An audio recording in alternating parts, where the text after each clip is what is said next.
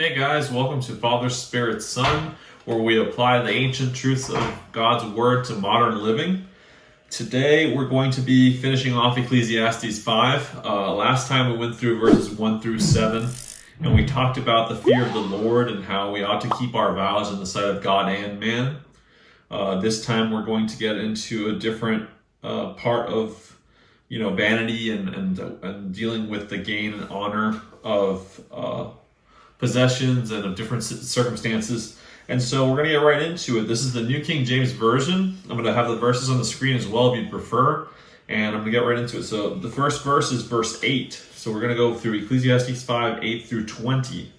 Verse 8 says, "If you see the oppression of the poor and the violent perversion of justice and righteousness in a province, do not marvel at the matter, for high official watches over high official, and higher officials are over them." So there are many things where we don't have authority over to control that may seem as injustices. And when they're talking about oppression here, it's not an oppression that comes from another country. The Greek word identifies this kind of oppression as the kind that occurs within your own ranks, like within the country itself. So it's pointing to a sort of corruption that exists, let's say, within the US or within any given country, where officials protect each other, and it's not always something that is beneficial to the poor, and oftentimes they're oppressed. And so this would not be as though it was Egypt oppressing Israel.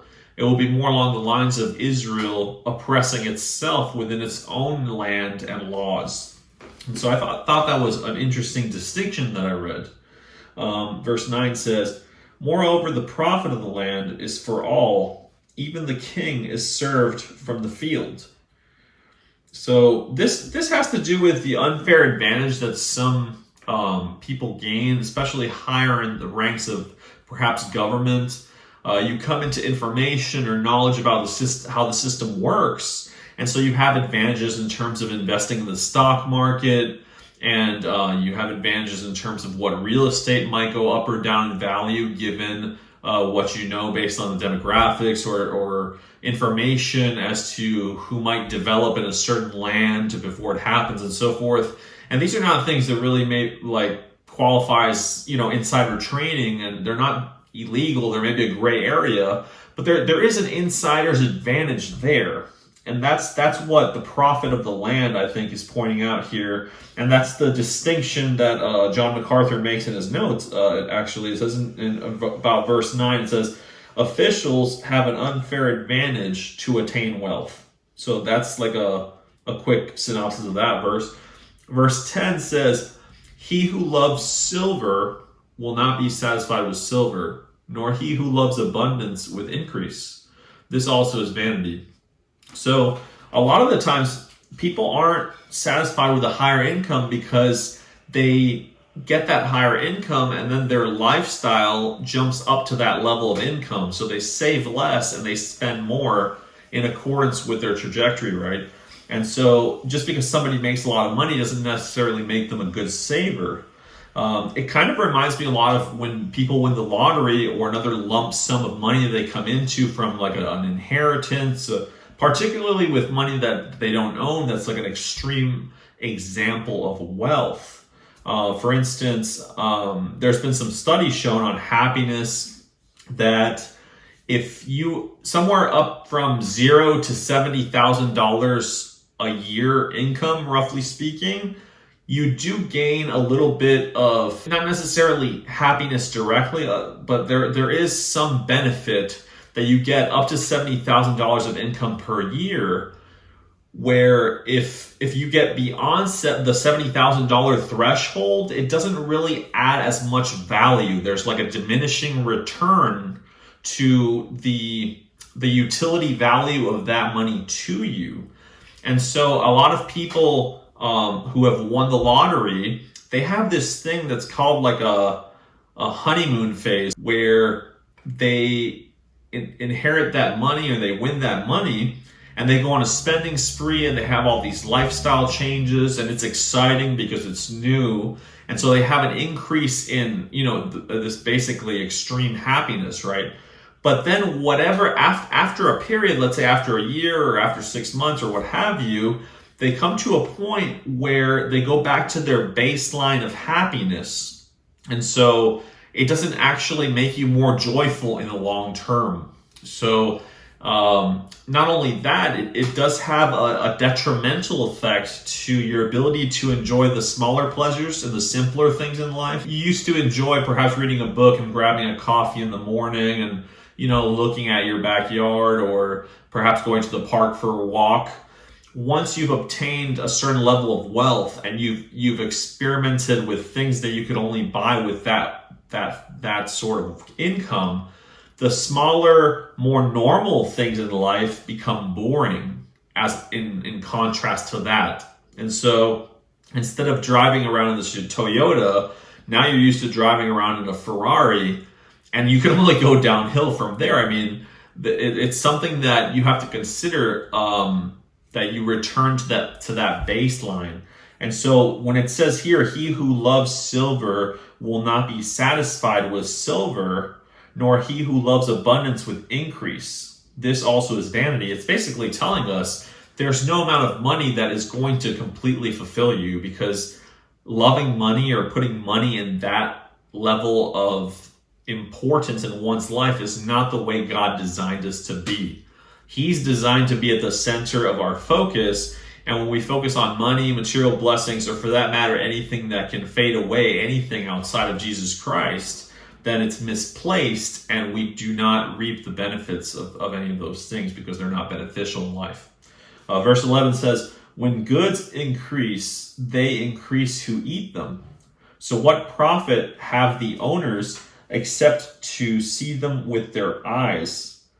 So as someone makes money, if they develop a career that is successful, more people are going to surround them in terms of extended family and friends.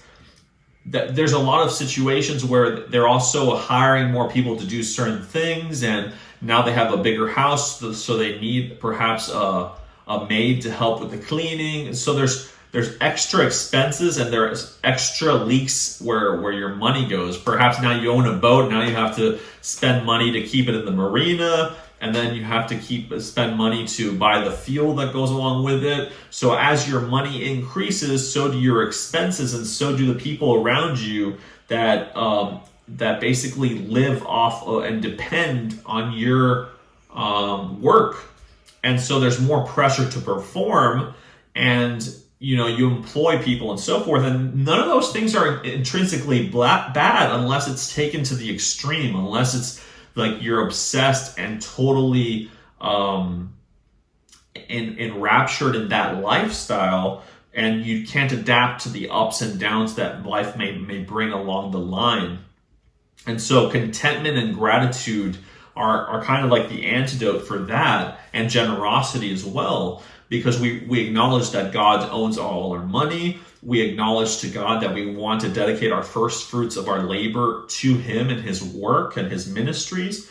And those kinds of just reviewing, let's say, every morning what you're thankful for and reflecting on it for a minute or two goes a long way in helping us perceive things appropriately, rather than following down a dead-end road like envy or jealousy, or just being worried about whether we're going to pay the bills. Instead, we trust God, we do our best work in our line of work or in our calling, and then we go from there. Verse 12 says, the sleep of a laboring man is sweet, whether he eats little or much, but the abundance of the rich will not permit him to sleep. So in this scenario, we're talking about someone who is very wealthy, as opposed to somebody who is a laboring man. In other words, day by day, week by week, they're living basically paycheck to paycheck. And so somebody who's living paycheck to paycheck, they don't have all these investments and all these properties and all these tenants and all these stressors that the rich man might have. And so the rich man has a lot more to worry, that he may not enjoy sleep as much because he can't get to sleep.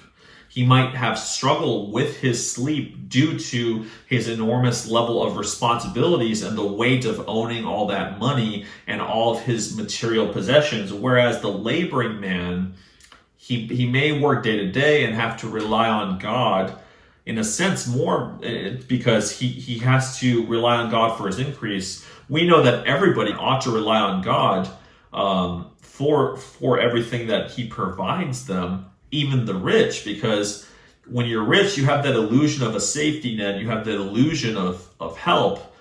But the reality is that when you are rich, it's not going to benefit you if you come across a disease or trouble. I mean, you might be able to get a better doctor, right? But it's not going to save your life if you're destined to pass away at that time. And so I guess what I'm trying to say is that the laboring man has a sweeter sleep, as it says here, because whether he eats little or much, it's like he has less responsibility, whereas the rich man has way more life stressors.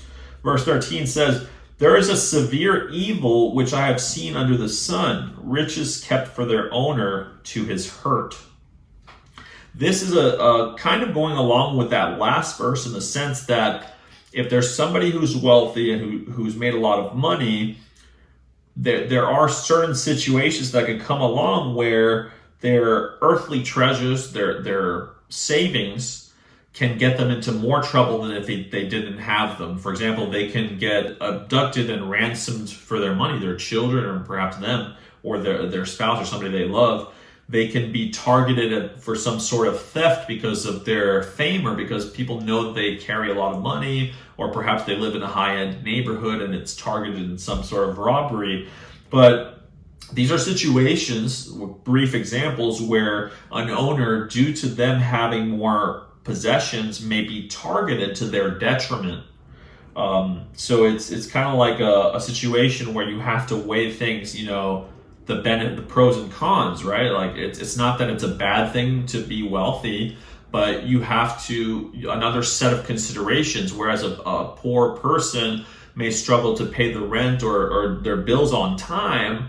It's like a different kind of worry. And so it's like you choose your worry. Do you want the worry of not being able to pay your bills on time and maybe struggling to pay certain necessities once in a while? Or do you want the extreme wealth where those things aren't even a factor in your mind, but you're dealing with these other things that come up, people cheating you of money, people taking too much out of your investments, too many things to manage, too much multitasking, all those kinds of things come into play, right? And so that's why even King Solomon wrote, give me neither poverty nor riches in Proverbs. That was one of his ideas. And it's something that it's good to be adaptable, because often we cannot choose whether we're poor or rich. We could choose to work harder and pursue riches to a degree, but the opportunities that present themselves and our capacity to fulfill those roles to make that kind of money, those vary according to what we've studied, what we've applied ourselves to doing, our work ethic, etc. It goes on here and says in verse 14, "But those riches perish through misfortune. When he begets a son, there is nothing in his hand." And so it's easy to be rich one day and tomorrow you've lost all your money. I mean, when it says he begets a son, children actually are a big expense. If you have children at a young age, they're going to be realistically a burden on your financial progression. But people that have children don't always consider that the bigger deal, right? They value having that family earlier in life, whereas some others rather get their career jump started and get financially secure before they have a child, just to secure more certain provisions in some respects. And so it's not one being superior to the other. It's more of like, you choose which avenue you want to follow. And of course, there are people that have children earlier by accident, so to speak, and then they have to care for them because it's a child that they care for, and they are pro-life and so forth. And then there are others who desire to have children but just can't, maybe because of medical reasons or whatnot. So there's all sorts of situations there. It goes on to say in verse 15, as he came from his mother's womb, naked shall he return, to go as he came, and he shall take nothing from his labor, which he may carry away in his hand. That's the kind of realistic mindset that is very sobering, right? We came naked into this world, we leave naked from it. What matters is the eternal value, how we obeyed God, how we fear him and obey his commandments and follow his will in our lives. And it's not something that matters in the end how much we have left. What it matters to the extent that our loved ones inherit that, right? There's just a legacy left behind where maybe we have a portion of our will that says, hey, give this to such and such ministry, give this to my children, give this to my wife. If she's still around, give this, to each person. And, I'll see you guys in heaven, hopefully, if you know Jesus, right? And so that's the kind of like mindset that's very sobering, and it helps you prioritize real quick what God's will is for you, whether that includes being rich or being poor. You have to, the adaptability of somebody like Paul, who learned how to be content in situations where he was literally imprisoned versus situations where he had more. There's a loyalty to God and a faith in that where you're saying, man, even if my circumstances look very difficult, very challenging in the moment, I know that God has me in the palm of his hands and there's nothing for me to worry about. I need to adapt to the conditions he's put me in. Verse 16 says, and this also is a severe evil. Just exactly as he came, so shall he go. And what profit has he who has labored for the wind? That's pretty much putting the same thing in a different perspective. It's really a sad waste of a life if all you're about is materialism or all you're about is your work, and you neglect your spiritual relationship with Jesus because of it. And so if we don't put a priority in reading the scriptures and prayer, spending time in fellowship with fellow believers that love God the way we do, then we were losing a lot of quality time. And somebody who's rich may be thinking in the back of their mind too much about money or too much about their job, to the detriment of their family's well-being, their household, and all that. And so even when someone ironically is trying to provide the best for their household, if they don't put work on the back burner once in a while, it's like, let's go on a family vacation or let's spend time together locally, whether you could afford it or not. What I'm saying is that there needs to be a balance there, especially when the things that you're considering, things like work, can be all-consuming sometimes because they expect you to meet certain standards and certain deadlines, and it's very difficult to balance that out with that family life and find peace as well. It's like you work for the 12 hours or whatever your shift is, and then you sleep for 8 hours, right? So if you work for 12 and sleep to 8, that's 20 hours. So if you work 12 hours, sleep 8 hours, that gives you 4 hours, and we haven't even included like showering and eating and things like that. So you come to think about it, you have like 1 or 2 hours to yourself and or with you and your spouse, the quality time, and your children. And so that's very difficult to sustain. Of course, not everyone works 12 hours a day, 7 days a week, but it just goes to show you the importance of working diligently, but realistically setting a certain time aside and making time for those that you love, especially taking one day of the week as your Sabbath. I mean, if you work 7 days a week, you're working too much.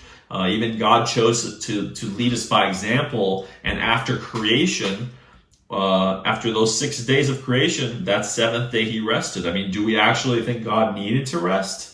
I don't think so. I don't think he needed to rest. I think he did that as an example to us, saying, look, if I chose to rest after I was done and delight in what I had done, how much more do you need to rest on the Sabbath day? So that's something to keep in mind.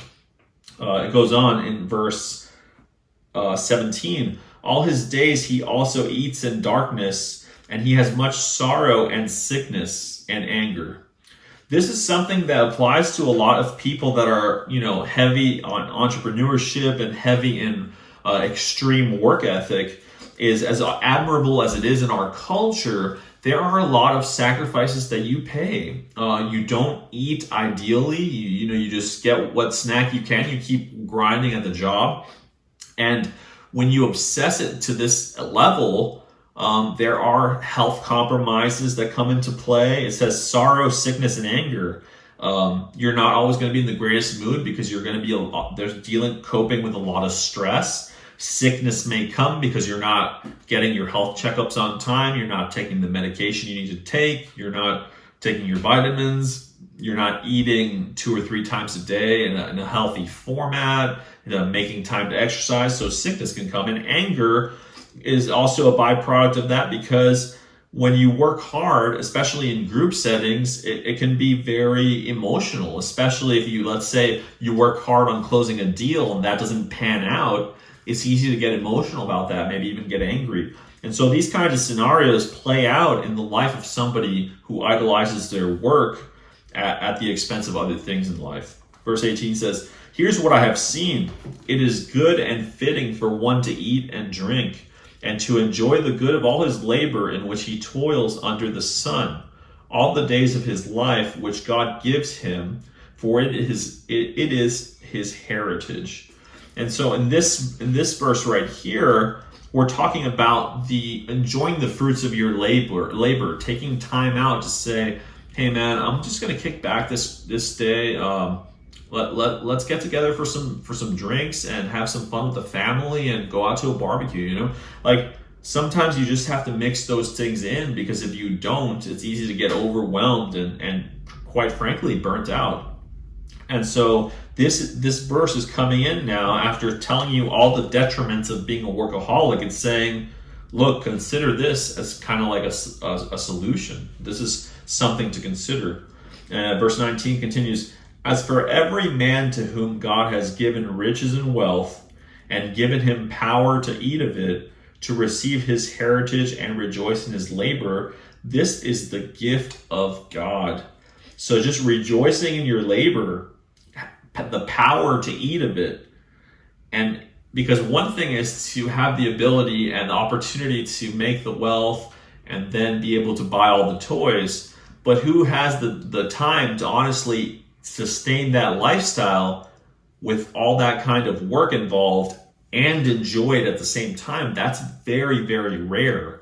And then somebody who hasn't earned it, who doesn't know the value of a dollar, can easily squander what has been made if they're not prudent with their money and their finances. It can be very easy to disregard the value of money, and then they don't have the kind of opportunities long term to have sustained a humble lifestyle, and instead they'll maybe go all out for a time and spend a lot of money, and that kind of behavior will wreck your finances long term. And then you will have to adjust your lifestyle by force instead of by choice. And so that's something also that is very, very good advice. And last verse here, verse 20 says, "For he will not dwell unduly on the days of his life, because God keeps him busy with the joy of his heart." Now I would say that's a beautiful closing to chapter 5, because here we're talking about being workaholic, and then the solutions of balancing things out and maintaining your work ethic, but making sure you make time and value your other priorities, right? But then here it's saying the person who does not dwell unduly on the days of his life is somebody that God keeps him busy with the now. You're enjoying the present. You're maximizing the moment. And when you maximize the moment, you don't often reflect on the past because you're so joyful and so satisfied in God and in your friends and family right now that you don't often even have time to think back like, man, I I forgot what happened 5 years ago. Like occasionally we reminisce maybe with some friends that we went to school with, or we remember something in the past that was very humorous. Those things come up once in a while. But in general, this is saying that you're so busy with the present, if you're focused on God and your priorities are in order, that you don't even have a lot of time to dwell on the past, especially on the past pain or people that hurt you. Make sure all that stays in the past. Don't let it contaminate or intoxicate your current situation or your future. Instead, forgive those people, let it go. Pray that they've forgiven you if you've wronged anyone, or perhaps even consider apologizing to them one last time and letting it go, closing the books on that and starting with a fresh, blank page. I thank you for stopping by. This one was a little bit longer than usual, so I kind of like cruised through the verses a little faster. Please feel free to subscribe and hit the notification bell. I really appreciate it. It helps grow the channel significantly. Slowly but surely I'm trying to progress in that direction, God willing. Hit the like button if you enjoyed the video, and feel free to leave a comment down below as well. I really appreciate all your emails and comments. So start a conversation. Let's get to chatting on something. And that's about it. God bless. Take care.